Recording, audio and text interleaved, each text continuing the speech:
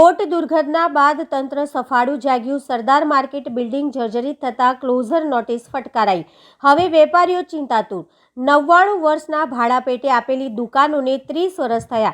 ઇમારતને repair કરવા વેપારીઓની માંગ પૂર્ણ ન થાય તો આંદોલનની ચીમકી। કાઉન્સિલર બાળુ સુર્વે વેપારીઓની વારે આવ્યા। સ્થળ પર આવી પાલિકાના નિર્ણય સામે વિરોધ નોંધાવ્યો।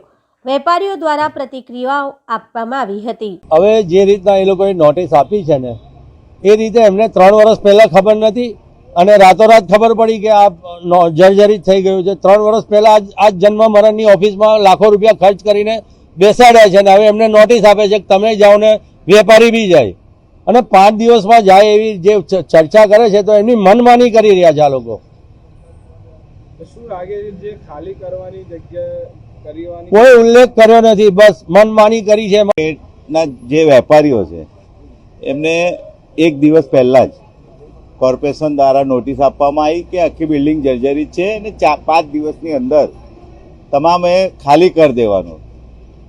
તમે જોઈ શકો કે 2 વર્ષ પહેલા જ આ જન્મ મરણની ઓફિસ છે, આખું રિનોવેશન કરવામાં આવ્યું હતું અને કોઈ પણ જગ્યા તમને એવું લાગતું નથી કે જર્જરિત છે, પણ એમની મનમાની કરીને જોઈ શકો તમે એકદમ એવું બતાવવામાં આવે છે કે જર્જરિત છે, ખાલી કરવામાં આવે, પણ ખરેખર કોઈ પણ વેપારી હોય 90 વર્ષના પટ્ટા પર ભાડું પણ ભરતા હોય લોકો અને 30 જ વર્ષ થયા છે હજુ અને એવું કહેવામાં આવે છે કે વહેલી તકે ખાલી કરવા પર ખરેખર એમને વિશ્વાસમાં લેવાના હોય, એમની જોડે સંકલન કરવાનું હોય, ચર્ચા વિચારણા કર્યા પછી નક્કી કરવાનું હોય। તરત જ તમે નોટિસ આપી દેજો। આ કોઈ કે લારી ગલ્લાવાળા હોય તો સમજ્યા, પણ આ તો દુકાનોવાળા છે, સારા લોકો છે, વેપારીઓ છે, ધંધો કરતા હોય વર્ષોથી। એટલે અમારી એવી માગણી છે કે અમને પૂછીને એમની જોડે બેસીને ચર્ચા કરીને પછી આગળનો કોઈ બી નિર્ણય લે। અને અમારું એવું કહેવું છે કે કાલે અમે કમિશનરશ્રીને મળવા પણ જઈશું બધાને સાથે લઈને અને જે 5 દિવસ આપ્યા છે ખરેખર સમય આપવો જોઈએ।